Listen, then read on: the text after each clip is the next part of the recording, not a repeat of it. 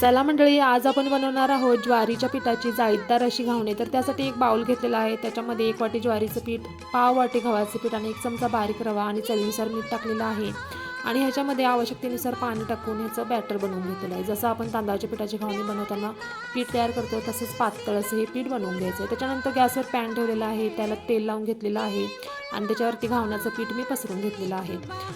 आता याच्यावरती झाकण वगैरे काहीच ठेवायचं नाही आहे. असं ओपनच हे घावण आपल्याला 1 मिनिटभरासाठी एका बाजूनं भाजून घ्यायचं आहे.